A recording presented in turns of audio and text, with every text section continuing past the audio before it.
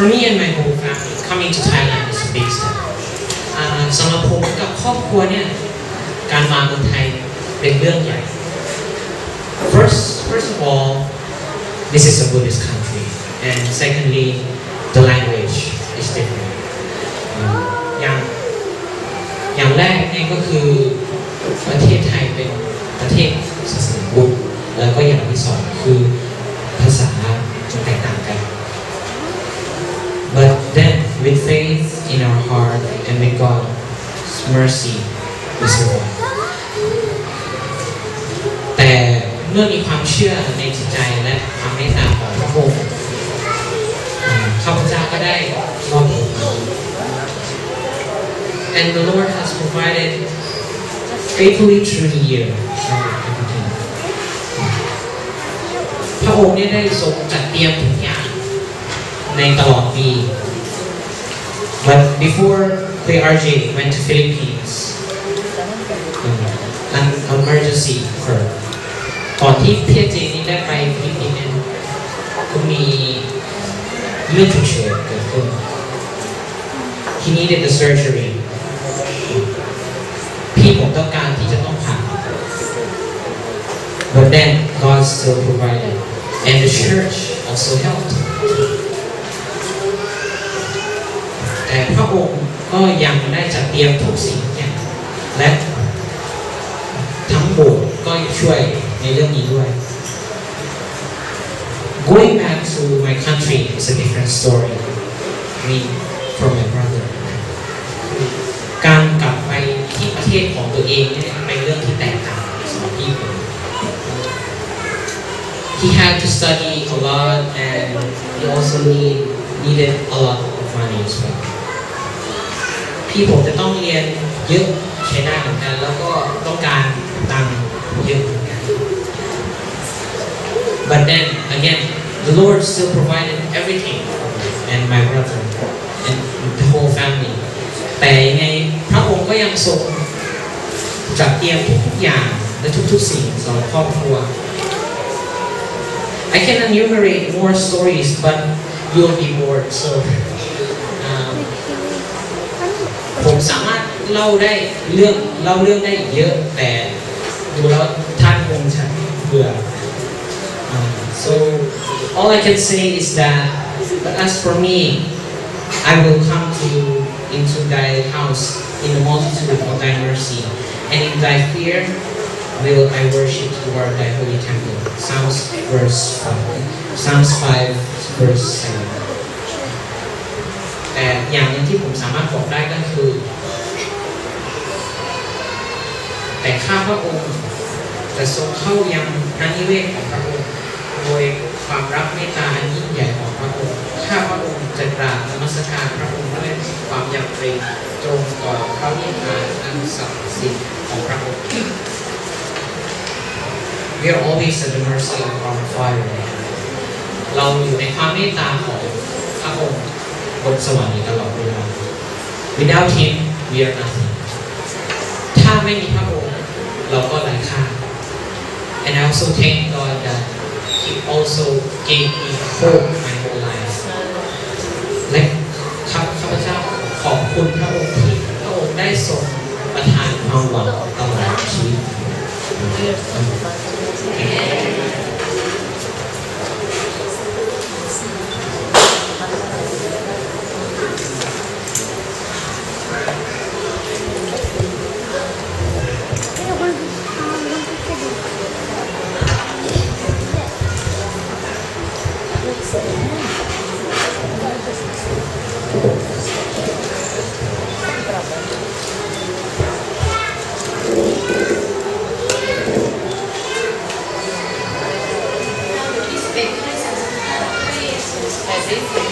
In John chapter 11 verse 35, Jesus wept.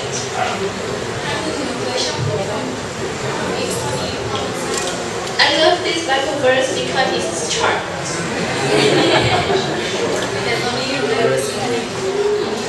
But now I know what this Bible verse means. I recall it and think When I was a little girl, why I cried? มันมีเหตุผลมากมายที่ทำให้หนูร้องไห้ There are so many reasons that made me cry. เช่นหนูโดนทำโทษ Like, I was punished, มีอุบัติเหตุ or I hurt myself. และหนูได้นึกถึงตอนที่หนูร้องไห้แม่ที่ไปภูเก็ต One day, I cried because my parents went to Phuket, แต่หนูไม่ได้ไป but I couldn't go with them. ทางนั้นหนูไม่ได้โดนทำโทษ That time, no one hit me. ไม่ได้ล้ม I wasn't fall down. และหนูได้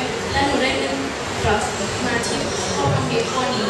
Then I remembered that verse. พระเยซูไม่ได้โดนทำโทษ No one hit Jesus. ไม่มีอุบัติเหตุกับพระองค์ He wasn't fall down. แต่ที่พระองค์ร้องไห้นั้นเพราะพวกเรา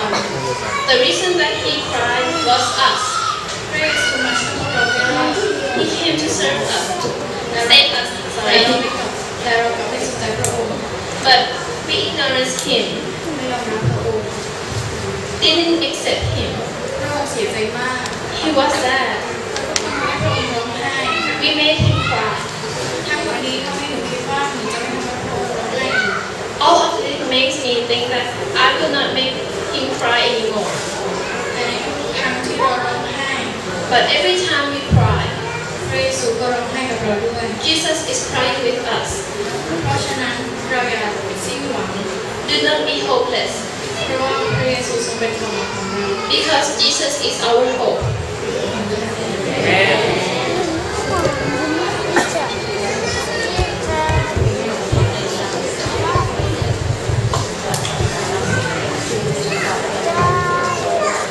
What are the most important for warrior to fight? What are the most important? อะไรเป็นสิ่งสำคัญที่สุดสำหรับนักรบในการออกรบครับ There are weapons and armors, right?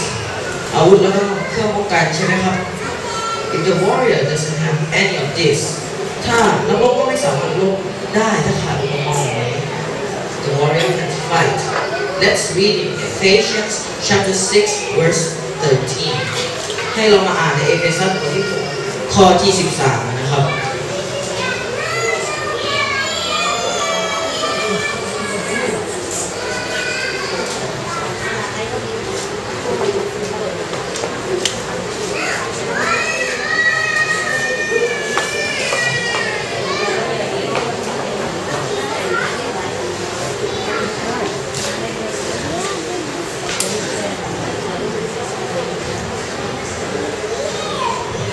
Therefore, put on the full armor of God, so that when the day of evil comes, you may be able to stand your ground, and after you have done everything to stand.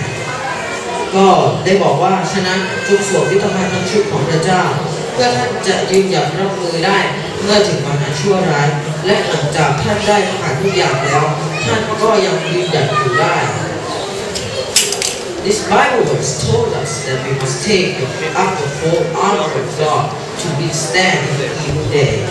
ครับจะเห็นได้ว่าเราต้องรับยุทธภัณฑ์ทั้งชุดของพระเจ้าไว้เพื่อจะใช้ต่อต้านในวันอันชั่วร้าย This is as same as the preparation of warriors to fight. ซึ่งก็เปรียบกับการเตรียมตัวเข้าสู่สงครามของนักรบนะครับ We have war in every moment. The war that we need to fight, the temptation of Satan. พวกเราก็มีสงครามอยู่ในทุกๆเวลาเป็นสงครามที่เราต้องสู้กับการทดลองของซาตาน and withstand in the side of God และยืนหยัดอยู่ในฝั่งของพระเจ้า Today, I will explain about some important armors and weapons that need to win this war. วันนี้ผมก็จะมาอธิบายบางอาวุธและเครื่องป้องกันบางอย่างที่เราต้องใช้ในการชนะในการต่อสู้ครั้งนี้นะครับ So let's read in verse 15 ให้เรามาอ่านในข้อ 15 นะครับ And with your feet fitted with the readiness and that comes from the gospel of peace สวมรองเท้าที่ทำให้พร้อมประกาศข่าวประเสริฐแห่งสันติสุข This word say that shod your feet with preparation gospel of peace ในข้อนี้ก็บอกให้เราสวมข่าวประเสริฐแห่งสันติสุขของพระเจ้าให้นำมาสวมเป็นรองเท้า The shoes are very important in war รองเท้านี้มีความสำคัญมากนะครับในสงคราม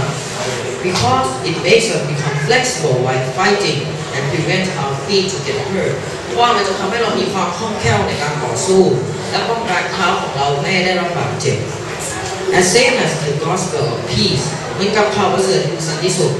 we should bring it everywhere we go to make us flexible พวกเราก็ควรจะนำมันไปทุกที่ไม่ว่าเราจะไปที่ไหนเราก็ควรจะเอาข่าวประเสริฐแห่งสันติสุขไปเพื่อให้เรามีความคล่องแคล่ว to fight with temptation of Satan ก็เพื่อเอาความคล่องแคล่วนั้นมาช่วยต่อสู้กับการทดลองต่างๆของซาตาน so let's read in verse 16 ให้เรามาอ่านในข้อ 16 กันนะครับ In addition to all this take up the shield of faith with which you can extinguish all the flaming arrows of the evil one นอกจากที่กล่าวมาทั้งหมดนี้จงยึดโล่แห่งความเชื่อซึ่งพวกท่านใช้ดับลูกศรเพลิงทั้งปวงของมารร้ายได้จะเห็น This word said that to take the shield of faith จะเห็นได้ว่าเราต้องเอาโล่แห่งความเชื่อนะมาสวมใส่ไว้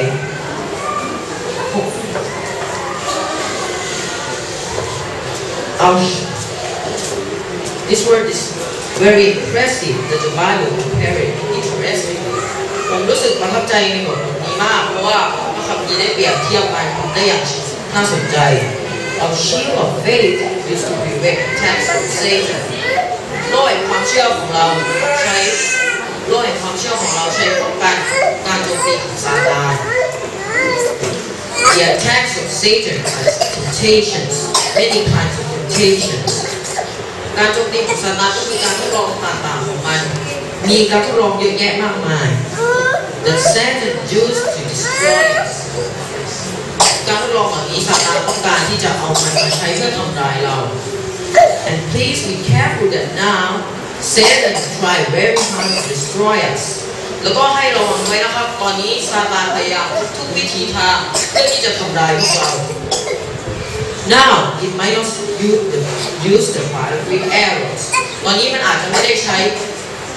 ลูกศรเพลิงอีกแล้ว but it may use javelins or very big rocks to destroy us ตอนนี้มันอาจจะใช้หอกหรืออาจจะใช้ก้อนหินอันใหญ่ๆเพื่อทำทุกวิถีทางเพื่อจะทำลายเรา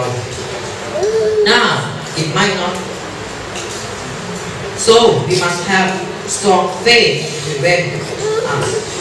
from struggling แล้วก็เราจึงต้องมีความเชื่อที่เข้มแข็งเพื่อไม่ให้เราพ่ายแพ้ต่อการโจมตีของมัน and the last verse 17 แล้วก็ในข้อสุดท้ายที่ผมจะมาพูดในวันนี้ก็คือข้อ 17 Take the helmet of salvation and the sword of the Spirit which is the word of God จงสวมหมวกเกราะแห่งความรอดและถือดาบแห่งพระวิญญาณคือพระวจนะของพระเจ้า I'm going to explain about only the sword ผมก็จะมาอธิบายเฉพาะดาบอย่างเดียวนะครับ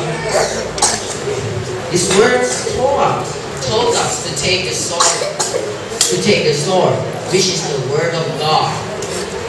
ก็ในบทนี้ก็ในข้อนี้ก็บอกให้เรานำดาบก็คือพระวจนะของพระเจ้า The sword is the most important equipment when we fight ดาบนี้เป็นอาวุธที่สำคัญที่สุดในการต่อสู้ If we don't have sword we can't fight right ถ้าเราไม่มีดาบเราก็ไม่สามารถต่อสู้ได้ใช่ไหมครับ Even though you have very good armor ไม่ว่าเราจะมีเกราะที่เข้มแข็งมากมายแค่ไหนเราก็ไม่สามารถสู้ได้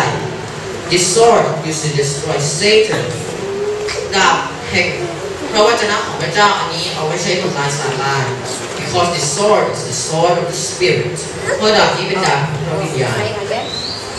This is the only weapon that can destroy Satan and his temptation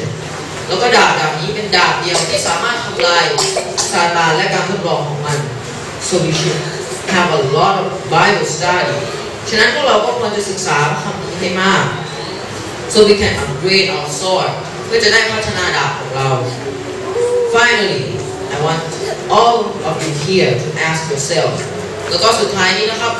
ผ ผมต้องการให้ทุกคนในที่นี้ถามตัวเองว่า Do you have the weapon and armors คุณมีอาวุธและเกราะหรือยัง Are you ready for the war คุณเตรียมพร้อมสำหรับการรบแล้วหรือยัง Now Satan tries every way to destroy God's disciples ตอนนี้ซาตานทำวิถีทางเพื่อที่จะทำลายผู้ติดตามของพระเจ้า And please don't forget all of the equipment can be broken if you don't always fix it แล้วก็ให้เราจำให้ดีนะครับว่ายุทธภัณฑ์ทั้งหมดอาจจะสึกหรอได้ถ้าเราไม่ได้ซ่อมแซมมันอยู่บ่อยๆ Your armor and so you need to always fix your armor and sharpen your sword ก็ให้เราซ่อมแซมเกราะของเราบ่อยๆแล้วก็รับดาบของเราให้คม